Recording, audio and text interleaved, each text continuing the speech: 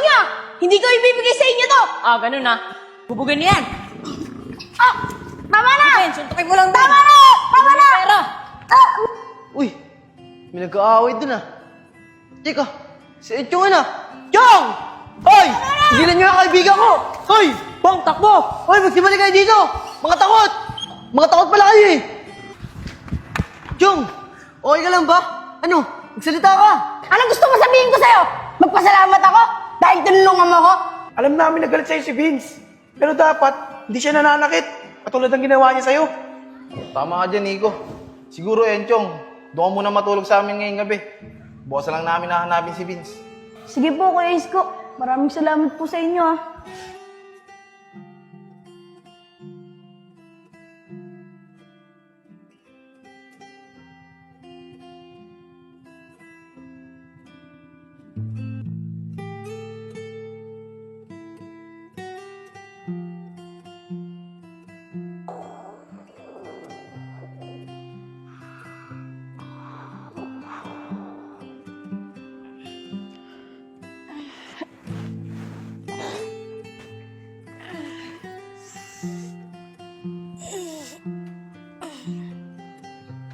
Anong oras na ba?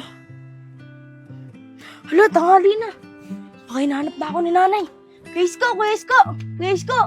Kuya Isko! Gising! Kuya Isko! Uy, Chong! Bakit? Kuya Isko, uwi na po ako. Baka hinahanap na ako ni nanay. Tanghali na rin po kasi. Oh, Enchong, uwi ka agad. Di ka muna ba magkakape? Di na po, Kuya Isko. Sigurado ako, hinahanap na ako ni nanay. Siya nga pala, Kuya Isko. Salamat po pala sa pagpapatuloy sa akin, ha. Saka sa pagpapahiram sa akin na itong mga damit.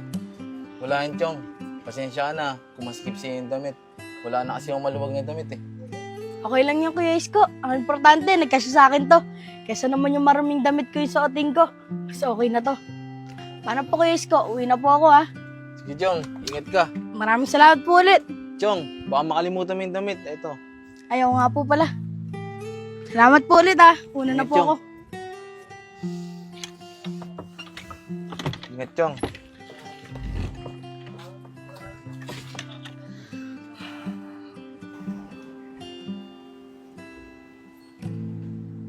Madala niya ng pagkain si Enchong.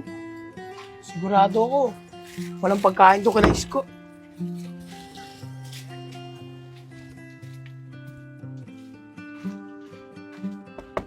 Isko? Isko? Ayan. Uy, Nico, ikaw pala. Dinalan ko ng ulam si Enchong. Baka hindi pa kasi kumakain eh. Tulog pa ba? Ay, Nico, wala na. Umalis na, kakauwi lang. Ganun ba, Isko? Sayang naman tong ulam. Eh, Nico, tayo na lang kumain yan. Total, di pa ako kumakain eh. O sige, Isko. Tara. Pasok ako, ah.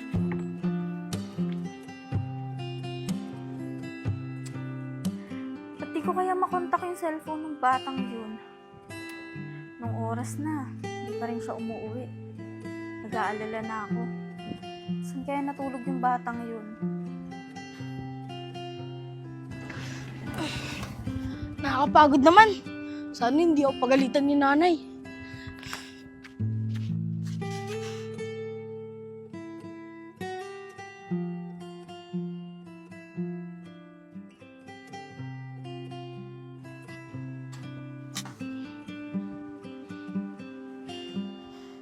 Nay, mano po? Oh, ba't ngayon ka lang umuwi? Ba't di ko makontak yung cellphone mo? Alam mo bang kanina pa ako nag-aalala sa'yo? Eh, Nay, kila Kuya Isko po ako natulog eh. Saka yung cellphone ko po, lobad po, kaya hindi niyo po ako makontak. Ah, ganun ba? Eh, teka, ba't ganyan karumi ang damit mo? Anong nangyari dyan? Eh, Nay, yun nga po eh. Si Vince kasi. Si Vince? O bakit? Anong ginawa ni Vince? Eh, Nay, ang pera kasi nabigay niyo sa akin kahapon eh. Kinuha nila Vince. Pinapagbog pa niya ako sa mga tropa niya na hindi ko kilala. Hindi ko nga po nalibre sila Kuya Nico eh. Puti na lang po, pinatulog ako ni Kuya Isko doon sa kanila. Tapos pinahiram pa po ako ng damit. Ayun po yung nangyari talaga. Kaya hindi po ako nakauwi agad. Ano? Pinabugbog ka ni Vince? Chong, baka naman nagkakamali ka. Mabait na bata si Vince. Hindi niya magagawa yun. Ayun nga rin po yung akala ko kay Vince eh. Nababait siya. Hindi niya magagawa yun. Pero siya po yung nag-utos na bugbugin ako eh. Habang kinukuha nga po nila yung pera ko, nakikisuntok siya sa akin eh. Sigurado ka ba dyan sa sinasabi mo, Enchong? Di ka ba nagsisinungaling? Alam mo namang galit ako sa sinungaling, di ba? Nay, di po ako nagsisinungaling. Totoo po yung sinasabi ko. Alam po ni Kuya Isko yun, saka ni Kuya Nico. O sige na, umakyat ka na dun sa taas at maligo ka. Magpalit ka ng damit mo ha, pupunta tayo sa mga kaibigan mo para malaman ko kung totoo yung mga sinasabi mo. Sige po, Nay. Dito na muna po ako.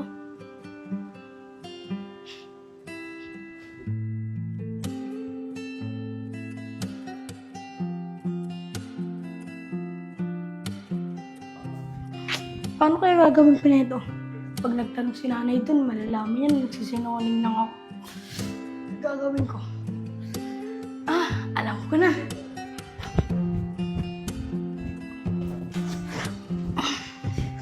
Nay, wag na muna po tayo umalis. O bakit? Ano nangyari sa'yo?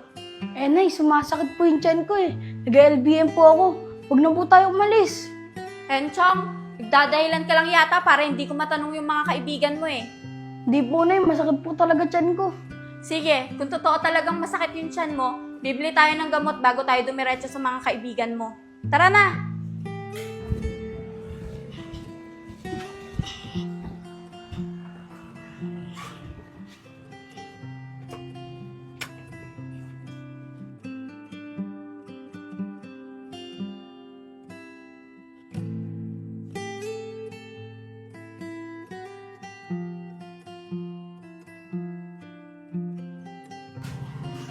Nico, hanggang ngayon, hindi pa rin nagpapakita sa atin si Vince. Bakit kaya niya nagawa kay Enchong yun? Kaya nga, Isko eh. Gusto ko nga siyang usapin eh, kung bakit niya nagawa yun. Kaya nga, Nico dapat natin siya makausap para malaman natin yung side niya. Eh kung hanapin na lang kaya natin.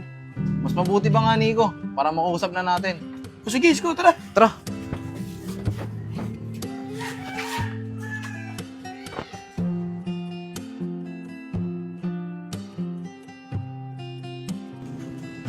Tara, dito tayo, Isko. Tara! Uy, Isko, yun oh.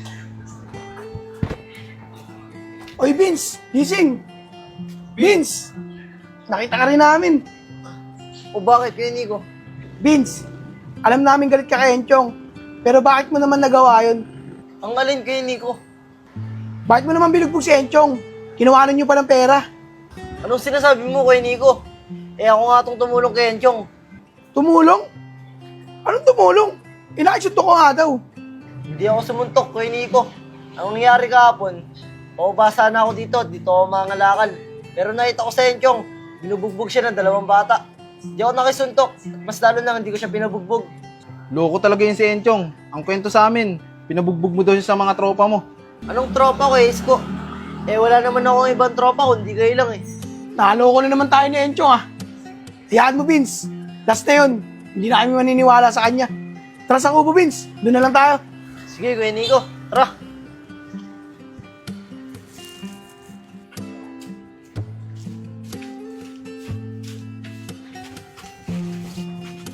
Vince, siya nga pala. Kumain ka na ba? Oo, Kuya Nico, kumain na ako. Nagtinapay ako kanina. Kuya Nico, pumunta na ba dito si nanay? Hindi pa, Vince. Si Enchong lang nakita namin kahapon. Chong, kamusta na yung pakaramdam mo? Okay ka na ba? Opo, Nay. Medyo okay na po ako. Sabi ko sa'yo, magiging okay ka rin eh.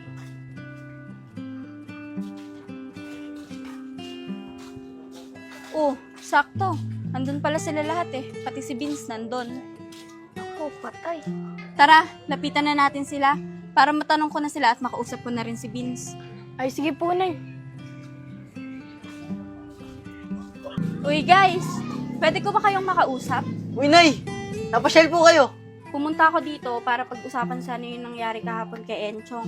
Gusto sana kitang makausap, Vince. Pati na rin kayong dalawa. Nay, wag na lang kaya. Okay naman ako eh. Wala naman nangyari sa akin masama. Hindi anak, nandito na rin naman tayo eh. Pag-usapan na natin kung ano yung nangyari. Ate Juliet, upo muna kayo. Oo nga po, Nay. Muna kayo. Sige, salamat. Siya nga pala, Nay. Ano po bang pag-uusapan natin tungkol sa nangyari kay Enchong? Vince, baka yun yung sinabi sa amin ni Enchong kahapon na pinabugbog mo siya. Tama po ba ako, Ate Juliet? Oo, Nico. Tama ka dyan. Vince, totoo ba na pinabugbog mo si Enchong kahapon sa dalawang bata at kinuha niyo pa yung pera? Nay, hindi ko naman po kayang gawin kay Enchong yun eh. Ang totoo pong nangyari, nakita ko po si Enchong, binubugbog po siya ng dalawang bata. Nagmadali po ako para tulungan siya. Tapos, ako po pala yung masama sa kinakwento niya sa inyo. Enchong, totoo ba yung sinasabi ni Vince? Huwag mo nang tangkaing magsinungaling. Magsabi ka na ng totoo. Oo nga, Chong. Huwag ka na magsinungaling. Huwag mo na rin pahamak tong si Vince. Oo nga, Chong. Sabihin mo na yung totoo. Ano, Enchong? Totoo ba yung sinabi ni Vince? Opo, Nay. Totoo po. Pasensya na po ha kung nagsinungaling ako. Naku naman, Enchong! Bakit ka nagsinungaling?